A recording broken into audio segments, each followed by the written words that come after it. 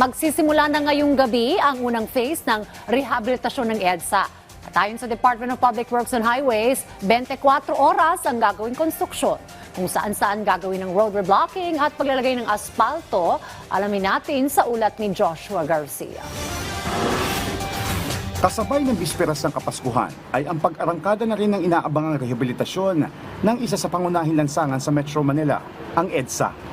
Ayon sa Department of Public Works and Highways, pagsapit ng 11 p.m. mamaya ay sisimulan na ang Phase 1 ng EDSA rehabilitation. Ito ay alinsunod na rin sa direktiba ni Pangulong Ferdinand R. Marcos Jr. na tiyakin ligtas ang kalsada para sa mga motorista, commuter at mga pedestrian. Sa abiso ng DPWH, gagawin ng konstruksyon ng 24/7. Mula ngayong araw hanggang December 27, magpapatupad ng concrete reblocking. Para sa southbound, December 24 to 27, ipatutupad ang reblocking sa inner lane ng Picelia Street hanggang Rojas Boulevard. Gayon din ang inner lane malapit sa isang gas station patungong Loring Street. Sa northbound naman, gagawin ang reblocking sa inner lane ng Rojas Boulevard patungong Park Avenue. Pagdating ng December 26, may reblocking din sa southbound ng Tramo Flyover patungong Picelia Street at northbound ng Park Avenue hanggang Taft Avenue. Para sa asphalt overlaying, nilinaw ng DPWH na walang isasarang kalsada at lahat ng lanes ay passable sa mga motorista. Uunahin na lalagyan ng asfalto ang southbound ng ilang bahagi ng EDSA. Nakatakda bukas ang EDSA Orense hanggang Urdaneta Village, kasama na ang bus lane. Sa December 26 naman, ang asphalt overlaying ay mula EDSA Orense patungong Magallanes Interchange. Gagawin ito mula inner lane hanggang outer lane, maliban lamang sa bus lane.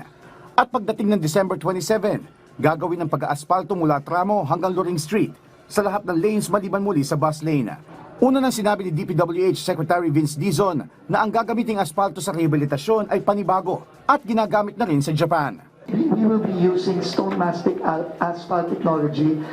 Itong gagamitin sa EDSA, I don't think it has been used on our national roads yet.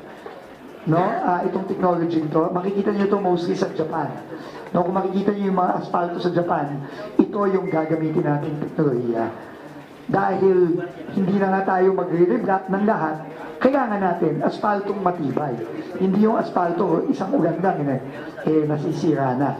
No, daanan lang ng tubig, nasisira na. Ito mas matibay and mas madaling i-maintain, mas mahaba ang maintenance life nung asfaltong ito. Muli rin tiniyak ng Department of Transportation na sapat ang transportasyon para sa publiko sa oras na isagawa na ang rehabilitasyon. We'll make sure na kahit paano ma-mitigate yung epekto ng trapiko sa EDSA. Makakasiguro po kayo na yung ating MRT3 at busway, parati pong andyan kahit na merong EDSA rehab po. Nakatakda naman maglabas ang DPWH ng updated schedule ng repair works simula December 28 hanggang January 5, 2026. Josh Garcia, para sa Pambansang TV, sa Bagong Pilipinas.